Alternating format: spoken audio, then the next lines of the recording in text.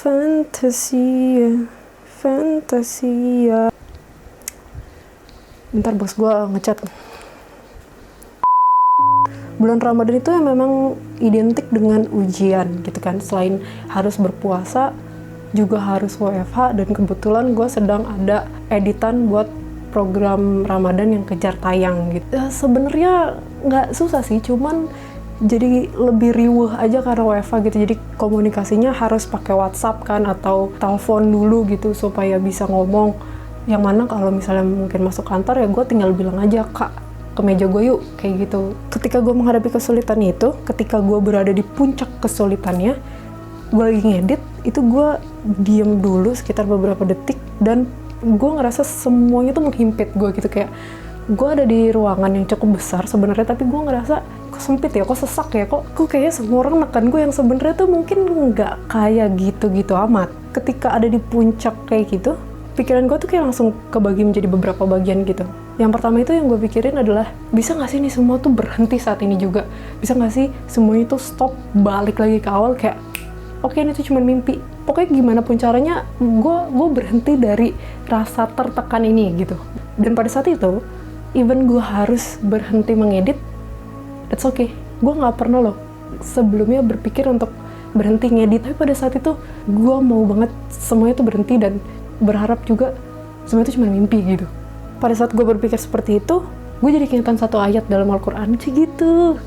Fa inna ma'al usri yusra, inna ma'al usri yusra.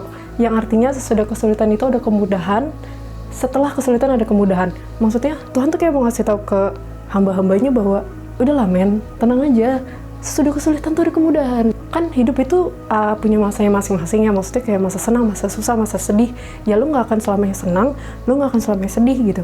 Dan ini juga berlaku untuk kesulitan, jadi gak selamanya lu ada di masa yang sulit, lu pasti ada di masa yang mudah juga nanti ke depannya atau sebelumnya gitu kan. Dan memunculkan pemikiran gue yang ketiga, yaitu kejar tayangnya ini lebih cepat, ya mungkin gue juga bisa libur lebih cepat gitu.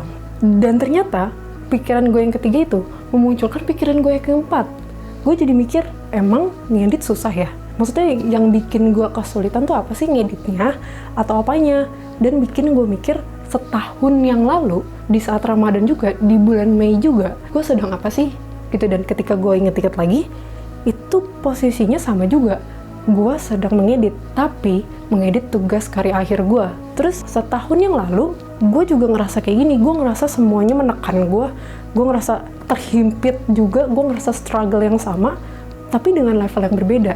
Maksudnya pada saat gue ngedit tugas karya akhir itu, gue cuma ngedit 1 episode, tapi gue merasa setertekan itu. Dan di tahun berikutnya, di tahun ini, gue ngedit bukan cuma 1, tapi 8 episode.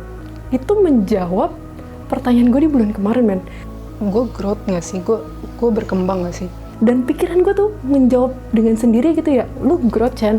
Tahun lalu lu ngedit 1 episode, lu berada di level 1, dan tahun ini gue ngedit 8 episode, berarti gue udah di level 8, yang mana dalam waktu 1 tahun, gue berhasil naik 7 level. Terus gue langsung kayak, oh ini jawabannya, gue growth ya ternyata.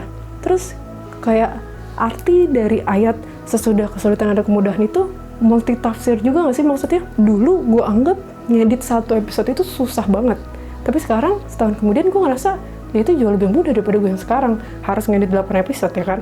Gue sedang komunikasi sama Tuhan ya, maksudnya kayak bukan cuma sedang berdoa, tapi ketika lu berdiskusi dengan diri lu, sebenarnya tuh nggak cuma diri lu doang yang terlibat, karena kan Tuhan ada di mana-mana. Jadi kayak, oh gini cara komunikasi dengan Tuhan. Jadi kayak sotoy juga sih, tapi kayak itu ada dialognya main di kepala gue. Gue juga jadi mikir, tadi gue bilang hidup itu selalu bertambah, tahun depan gue ngapain? Kesulitan apa lagi yang gue hadapin di tahun depan yang jauh lebih sulit daripada kesulitan yang sekarang gue alamin? Kayak apakah masih tentang ngedit atau tentang yang lain? Terus apa yang mesti gue persiapkan gitu, kayak itu penuh misteri banget gak sih?